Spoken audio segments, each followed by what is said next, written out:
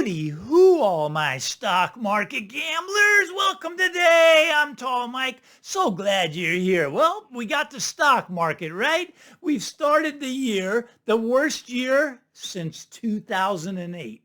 2008 was the last time the stock market started off this poorly, right? And if before that, you got to go back to the year 2000. Stock market started off even worse then, right? Okay, so we started off with a bad week. Now this week, maybe we get a rally right back up. We'll see how it plays out, right? We're sitting right on the 20-day moving average on the S&P. Maybe they push it right back up and maybe they get it up to that record high. We'll see how that all works out. But here's the thing. Everybody says, but Mike, it's an election year. The stock market has to go up.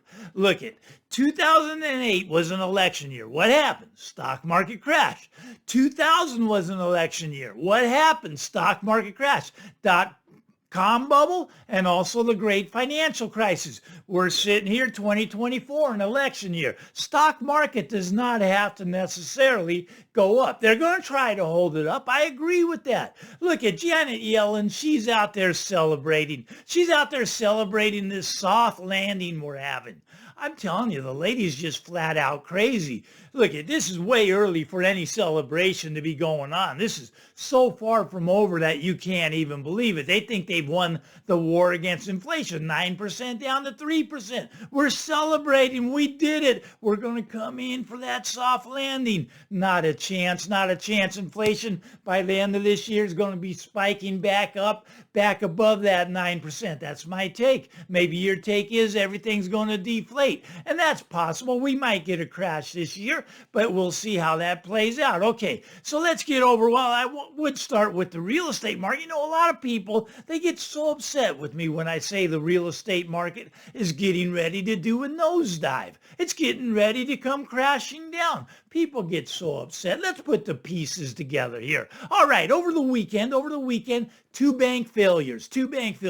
They're not talking about it. Why? Why are they not talking about the two bank failures? Because, Mike, the two bank failures were in China. They were in China. It doesn't matter to us. That's China, Mike. We live in the United States. Look, all the banks are intertwined, right? They're all intertwined. There's 2 quadrillion of derivatives out there. The banks are betting between themselves. You get banks going down anywhere in the world. It's the global financial system that's failing. And right now it's failing in China. Over the weekend, 2 banks went down. It's the Shangji Enterprise Group, right? The 2 banks, one was 150 billion, the other was 60 billion. I get it. These are small numbers in the scheme of things. We got to talk in trillions of dollars now. 140 billion. That doesn't mean anything anymore. But when 2 banks go down, there are repercussions. There's fallout. There's derivatives. The derivatives that these banks bet against other banks aren't going to get paid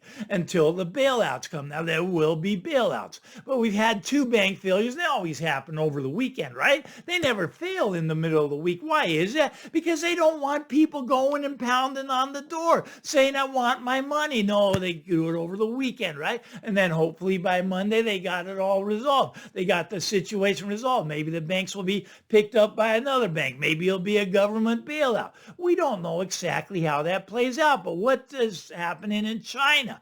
China's real estate is in a nosedive. It's in a nosedive. Why? Because the financial system in China is also in a nosedive. They got a lot of problems over there. But Mike, that's China. That's not here. Look, it's already spread to Europe, right? It's the contagion effect. It spreads, right? It's spreading. It's in Europe right now. Europe's in a recession. Their economy taking a nosedive. Their real estate is taking a nosedive. But Mike, we're in the U.S. There's no inventory in the housing market. You can look at Germany, right? Okay. Now, if you listen to George Gammon, he does a great talk on this about the housing market over there, right? Okay, so the German housing market, they've had a tighter supply of houses than we have. They have no inventory, right? But just in the last quarter, the prices dropped by 13%. Just in the last quarter, just in the last 3 months,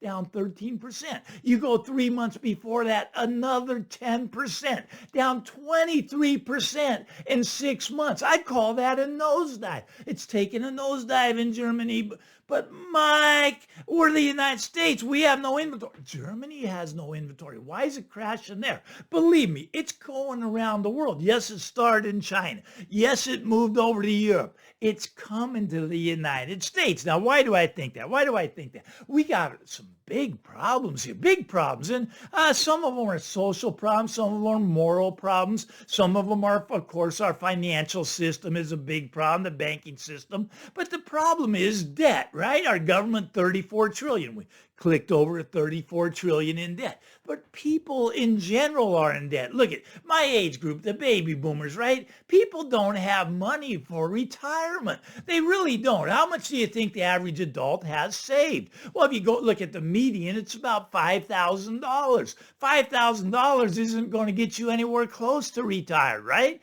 Okay, now you go, but Mike, that's the median. Look at the average. Now, the average is pulled up. I agree. The average is higher. It's almost $100,000. Okay, so $100,000, that doesn't really get you retired either. But that average is pulled up by the billionaires, the people that have the extreme wealth. Yes, they'll pull that average up. But the median, about 5,000. The average, about 100,000. Okay, well, that's interesting. So this retirement thing is a major crisis. People don't have money. Where's their money? It's in their house. What's going to happen to free up the money? Have to dump the house on the market. Look at when the United States, when it starts its nosedive, China in a nosedive, Europe in a nosedive, when the United States starts its nosedive, what happens? Well, first people that put their house on the market, well, first one was Billy Bob. Billy Bob got out up here. You can get out probably within 5 or 10% of Billy Bob still. That's pretty good, right?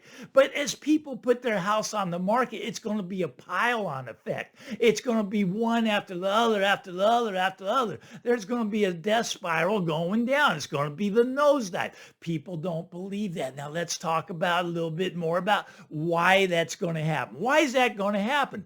People are in debt. People are in financial dire straits. Now, I couldn't believe this when I read this article, but this came out, Experian, they do the credit ratings, right? Okay, so what do you think the average American, how far in debt is he? Well, $114,000 is the average in debt for the average American. $114,000. That does not count their mortgage payment. That's not counting the mortgage payment. That's consumer debt. That's the credit cards. That's the student loans. That's the automobiles. Those fees alone, $114,000 for the average. I'd say, how's that even possible? How's that even possible? Well, then you think about it. You go look at what the average new car price. Average new car price about $50,000. I think it's 48 and change. But let's just call it 50,000, right? You want a truck? You want a decent truck? You're looking at 100,000. People don't have money. What do? They go get the loan for this. Now, what loan rate are they at? They're up here at 10%. Now, credit cards, double that. Credit cards are at above 20%. Most are 22, 23%. People are strapped for money. They don't have money. Now, this is what's really fascinating to me. Okay, all right, so people are actually, well, they're not making their payments now. They're not making their payments, right? And a lot of people, just to buy groceries, they have to go and buy now, pay later programs just to get food. I mean, it's really scary. I mean, I wouldn't be sleeping at night if I had $115,000 in consumer debt. Now, granted, I've had mortgages and backed by real estate and much higher debt than that, but it was backed by something. And I thought I knew what I was doing. I did lose everything twice in my life. So I have a little bit of experience at losing everything. And a lot of people are going to get that same experience. It's coming their way right now. $114,000 in debt is a lot of money. It's probably hard for a lot of them to sleep at night. But a lot of people think they have the solution. Now, here's their solution. I'm not going to pay. A lot of people have stopped paying, right?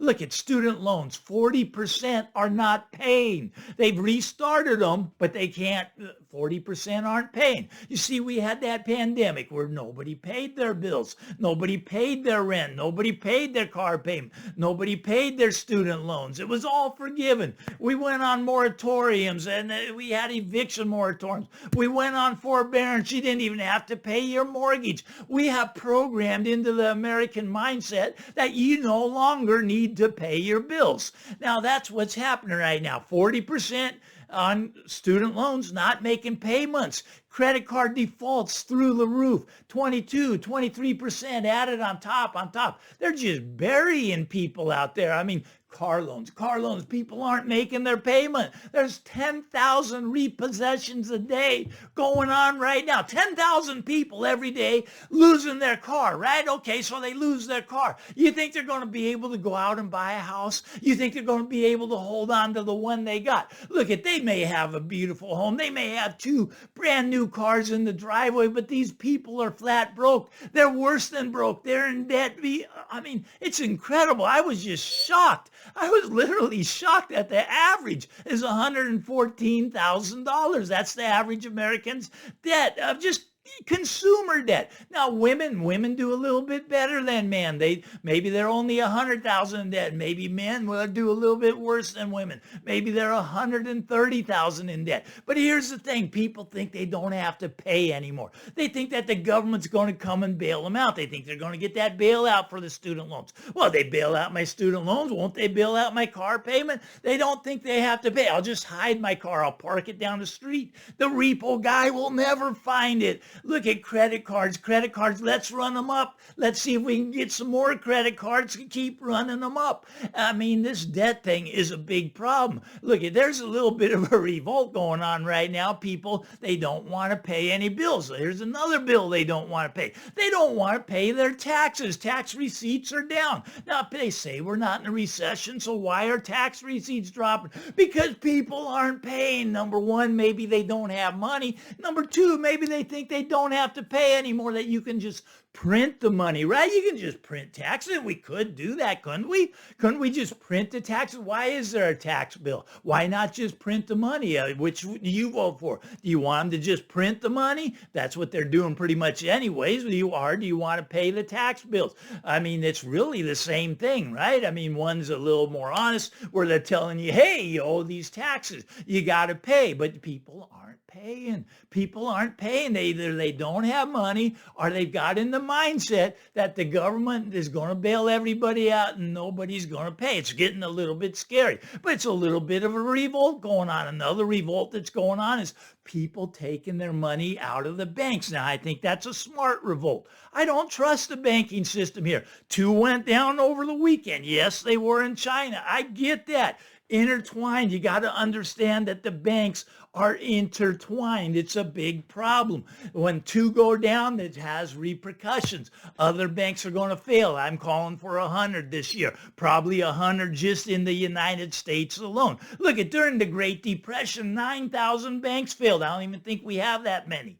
I think they've consolidated now. I don't know, between 4,000 and 6,000, I think is the last number I heard, somewhere in there. But in the Great Depression, 9,000 banks went out of business. People lost all their money. Now, here's the thing. Did their debts go away, or did they still owe their car payment? Did they still owe their house payment? Did they still owe the credit cards? They lost all the money in the bank, but they still owed all their debts. Isn't that fascinating? Look, right now we're set up for what's called the bail-in. It's going to be a big bail-in. It's the Dodd-Frank bill. You can look it up. Happened in just 2009, not that far ago, but they see it coming, right? So they wrote it into law that they can take your money and keep it to bail out the banks. The banks are going to be bailed in. They're going to be bailed in with your money. Look, you're going to wake up, right? You got 50,000 in there. Maybe you wake up and you only have 20,000, and you go, bank, what happened? Well, we had to do a bail-in. Oh, well, then you wiped out my mortgage payment, didn't you? No, you still owe your mortgage payment. Well, what about my car payment? No, you still owe your car payment. Well, the credit card's got to go away.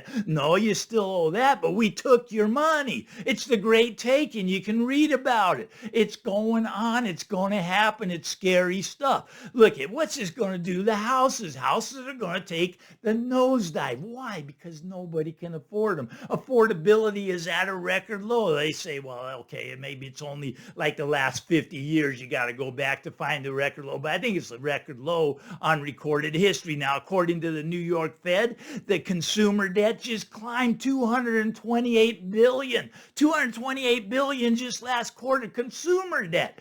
Now, isn't that fascinating? Look at the economy's doing so well. People don't have any money to spend, right? So they have to borrow. So consumer debt went up by $228 billion.